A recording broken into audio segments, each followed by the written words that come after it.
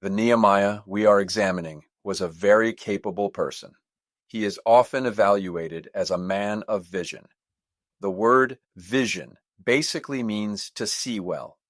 Nehemiah was a person who saw well, and especially someone who could see what others could not. 우리가 살펴보고 있는 이 느헤미야는 굉장히 유능한 사람이었는데요. 이 사람을 가리켜서 비전의 사람이다. 이런 평가를 많이 합니다. 비전이 있는 사람이었다. 이 비전이라고 하는 말은 기본적으로 본다라는 뜻이잖아요. 잘 보는 사람이었고 특히 남이 보지 못하는 것을 볼 수 있었던 사람이 이 느헤미야였던 것 같습니다. Through the last two messages, we looked at what Nehemiah saw. 1. First, Nehemiah was looking outward. He looked outside his own life to the people in Jerusalem, the community outside. 2. But after hearing the news of the difficulty, what did he do? He was looking upward. He looked up to God. He went before God with the problem. And when he prayed to God, where did he look? He was looking inward. He looked at himself. He did not pass the blame for the problem to others, saying whose fault it was, but confessed, God, my father's house, and I have sinned. He looked deeply into himself. 지난 두 번의 말씀을 통해서 우리는 느헤미야가 뭘 봤는지 좀 살펴봤습니다. 제일 처음에 느헤미야는 looking outward, 바깥을 봤습니다. 본인의 삶 말고 예루살렘에 있는 사람들, 공동체의 그 바깥을 봤습니다. 근데 어렵다는 소식을 들은 다음에는 어떻겠어요? Looking upward, 하나님을 바라보죠. 위를 바라보고 그 문제를 가지고 하나님 앞에 나아갑니다. 그리고 하나님께 기도할 때는 어디를 바라봤는가 하니 looking inward, 자기 자신을 봅니다. 어려워진 이 상황의 문제가 누구에게 있고 누구 탓이고 핑계를 전가하지 않고 하나님, 나와 내 아버지의 집이 범죄였습니다. 자기 자신을 들여다봅니다. The final direction Nehemiah looked, which is what we want to share today, is that Nehemiah was looking forward. Forward means toward the front. Nehemiah was a person who looked forward. This is very outstanding. 그리고 마지막으로 느헤미야가 봤던 방향이 오늘 우리가 함께 나누고자 하는 내용인데요. 여러분, 느헤미야는 looking forward. forward은 앞을 향해야죠.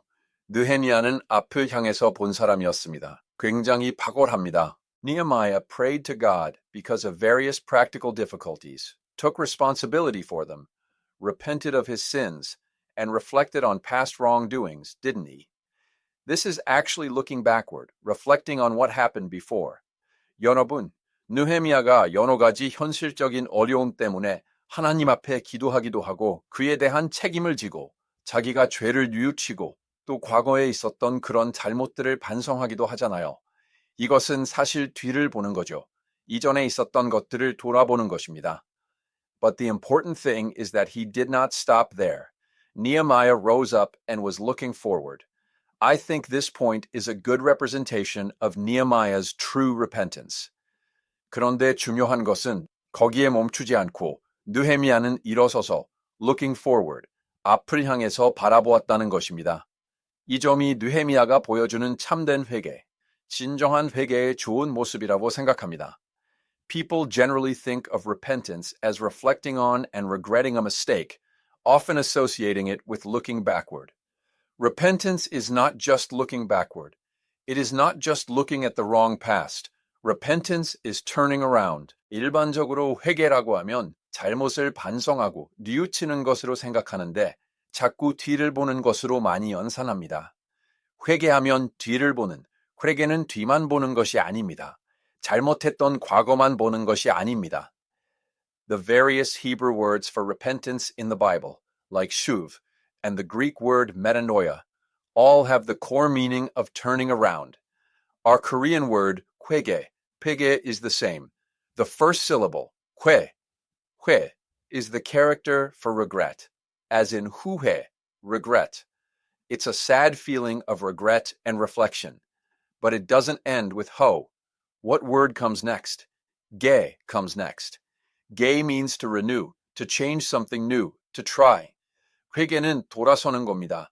성경에 나오는 회개의 여러 가지 히브리어 단어, 슈브라고 한 단어도 그렇고, 헬라와 메타노이아라고 한 단어도 그렇고 다 돌아선다라고 하는 뜻이 핵심입니다. 우리말도 마찬가지죠. 회개잖아요. 회개 앞에 회자는 우리가 후회하다라고 할 때 회자입니다. 아쉽고 반성하는 안타까운 그런 마음이죠. 다음에 무슨 단어가 있어요? 개가 나오잖아요. 개는 새롭게 한다. 뭔가를 새롭게 바꾼다. 시도한다라는 뜻이잖아요. The word 회개 itself means reflecting on the past and returning to a new direction, turning around. But people generally think repentance means just sitting down, being sad, regretting, saying, I am a wretched person, and stopping there. That is not the case. Nehemiah looked in all directions, but the last direction he looked was looking forward. He looked ahead. 회개라고 하는 말 자체에도 과거를 반성하면서 새로운 방향으로 되돌아간다, 돌아간다라는 뜻이 있는데 일반적으로 회개하면 그냥 주저앉아서 슬퍼하고 후회하고 아쉬워하고 내가 죽일 놈입니다. 그리고 그냥 끝나는 것처럼 생각합니다. 그렇지 않습니다. 노헤미야는 여러 가지 방향을 다 봤지만 마지막으로 그라 봤던 것은 looking forward입니다. 앞을 봅니다. 앞을 봅니다. 아닥사스다 왕 앞에서의 결단, 해 원가를 보고 싶습니다. I read verse 11, and let's read this part together. Nehemiah 1:11, the final content of Nehemiah's prayer. Shall we read it together? 어디서 나타나냐? 11절 제가 읽었던 부분인데 이 부분 우리가 같이 한번 읽어보죠.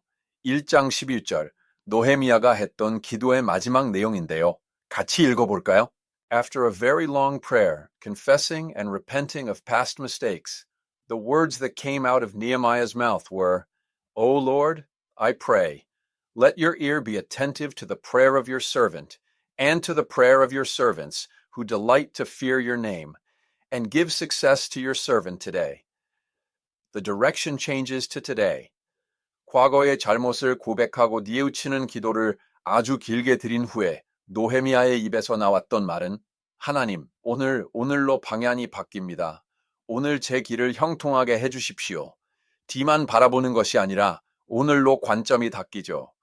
I have a need today. I have a job I must do today. Grant me success, especially the part I want to specifically pray for is, and grant him mercy in the sight of this man.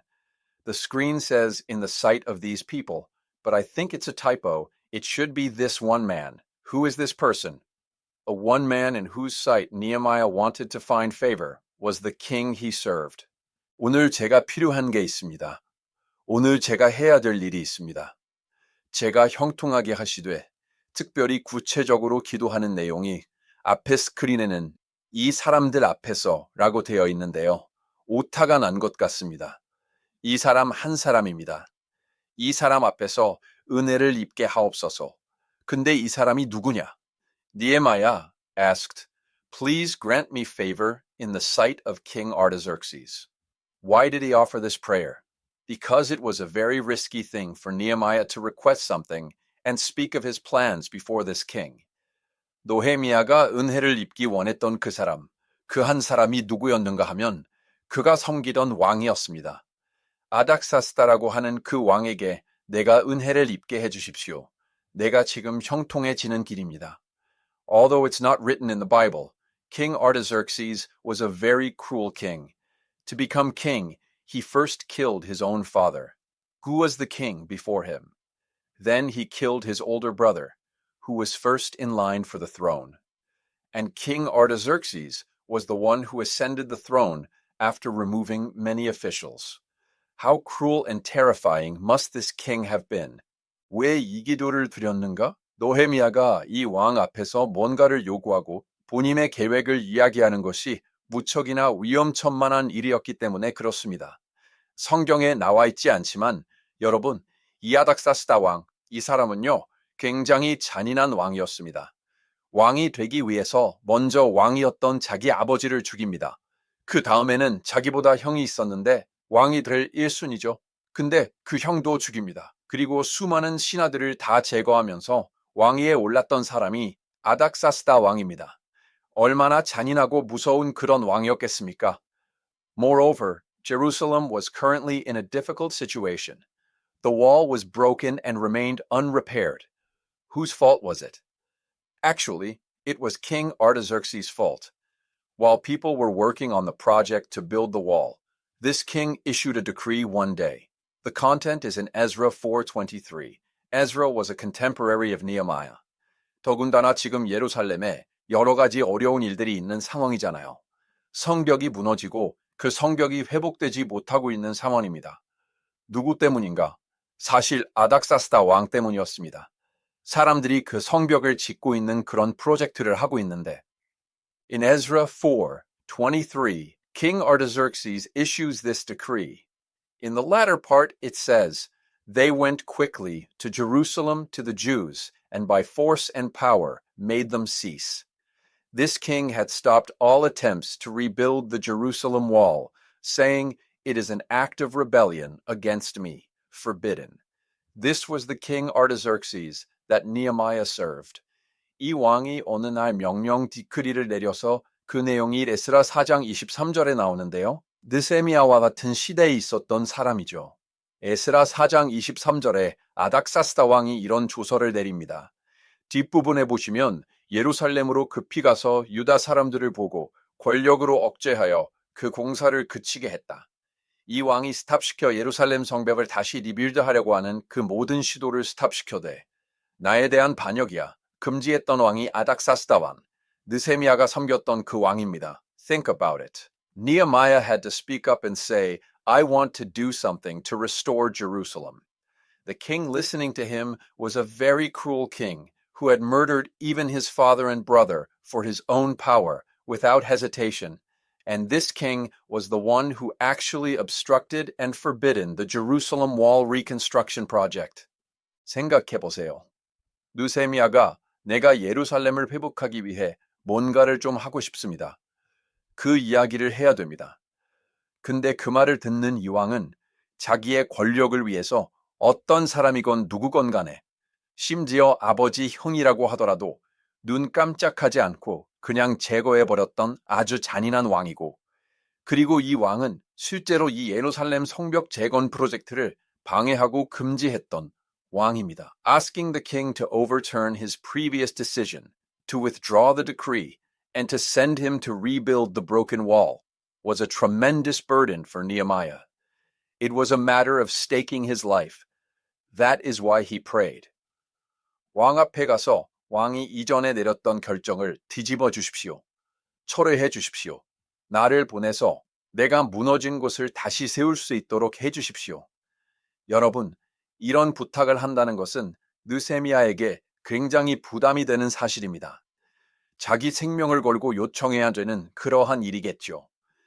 He prayed earnestly for a long time, sometimes fasting, seeking God's will. And when the time came, after a long period of prayer, he finally went before the king and revealed his thoughts. 그래서 기도한 것입니다. 오랜 시간 기도하면서 때로는 금식하면서 간절히 하나님의 뜻을 구하며 기도하고 그리고 긴 기도의 시간이 끝나고 때가 되었을 때 드디어 왕 앞에 나아가서 생각을 밝히는 것이죠. 오랜 시간 기도하면서 때로는 금식하면서 간절히 하나님의 뜻을 구하며 기도하고 Let's look at that scene now. The setting changes from Nehemiah praying alone to the scene of him going before the king. Let's read verses 1 and 2 together. Start. 그 장면을 한번 살펴보도록 하겠습니다. 이제 느헤미야가 혼자 기도하던 장면이 아니라 왕 앞에 나가는 그런 장면으로 무대가 좀 바뀌는데요. 1절과 2절을 같이 한번 읽어볼까요?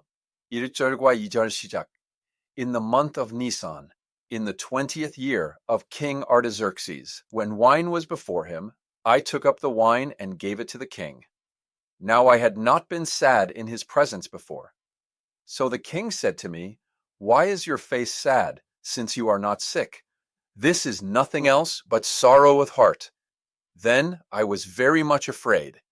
아닥사스다 왕 제20년 2월 3월에 왕 앞에 포도주가 있기로 왕에게 드렸는데 이전에는 내가 왕 앞에서 수심이 없었더니 왕이 내게 이르시되 내가 병이 없거늘 어찌하여 얼굴에 수심이 있느냐 이는 필연 내 마음에 근심이 있음이로다.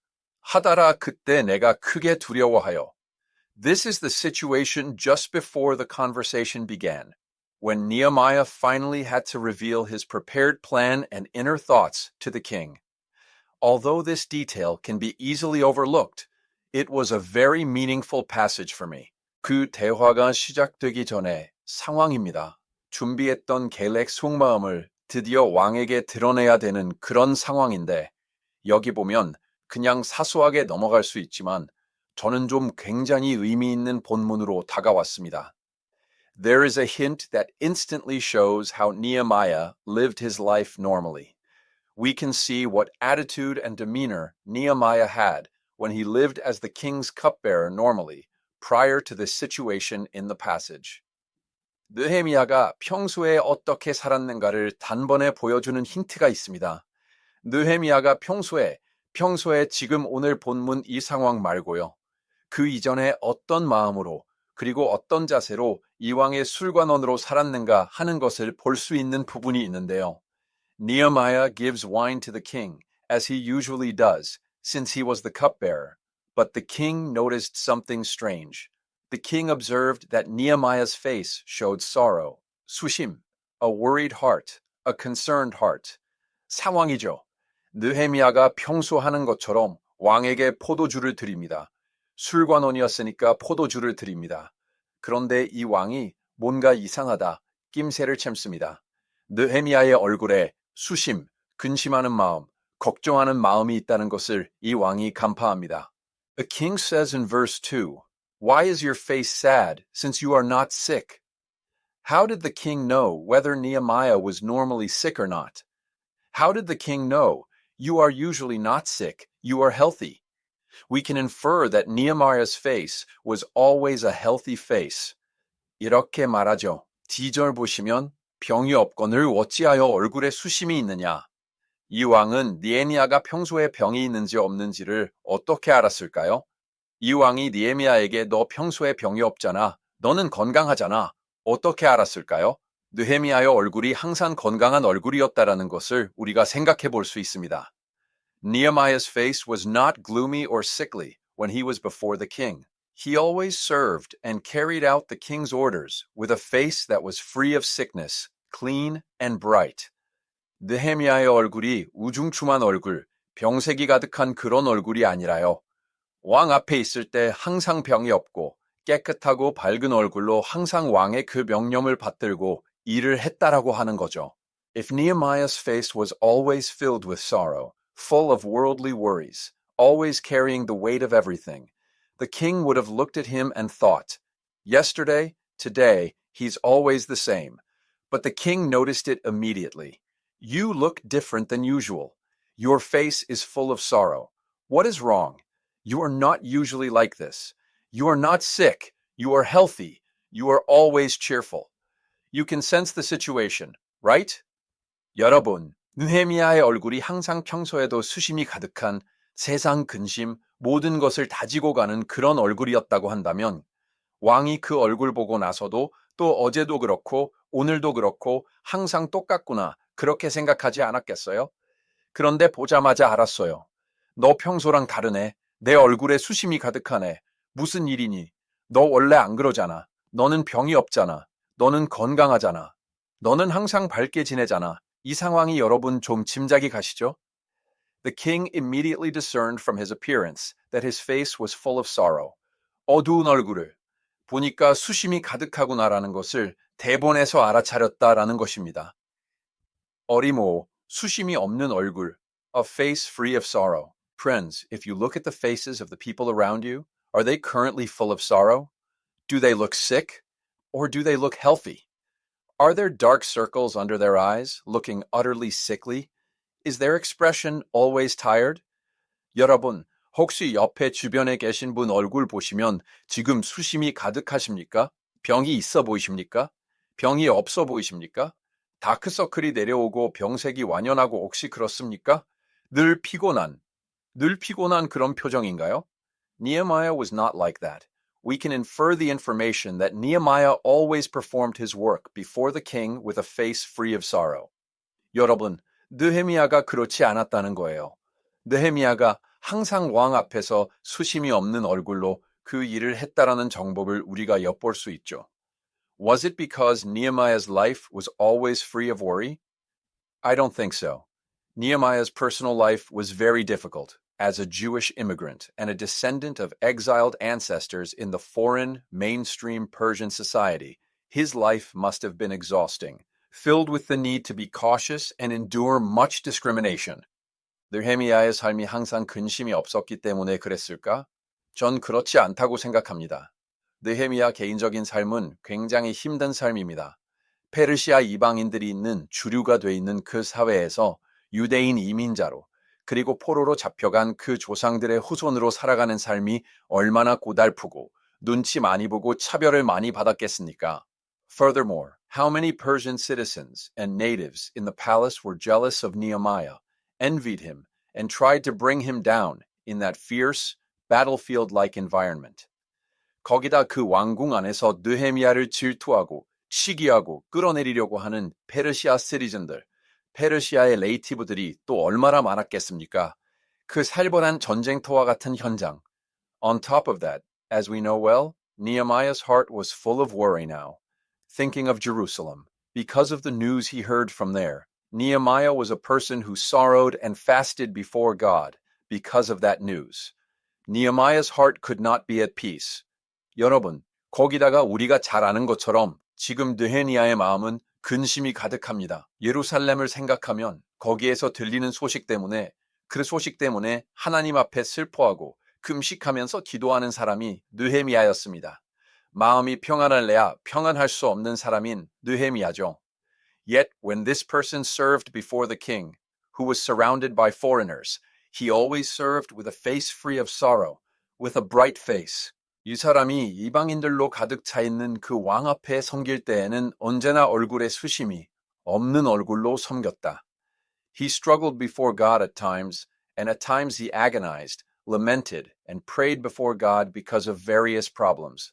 But when the prayer was over, and he entered his daily routine, the place where he spent the most time, to be with foreigners, he carried out his duties with a bright face, brighter than anyone else. 애는 하나님 앞에서 씨름하고 때는 여러 가지 문제 때문에 하나님 앞에 몸부림치면서 안타까워하며 탄식하면서 기도했지만 기도가 끝나고 그리고 본인들의 일상, 본인이 가장 많은 시간을 보내는 그 현장으로 들어가서 이방인들과 함께 지낼 때에는 누구보다 bright face, 밝은 얼굴로 그 일대를 감당했다는 거죠.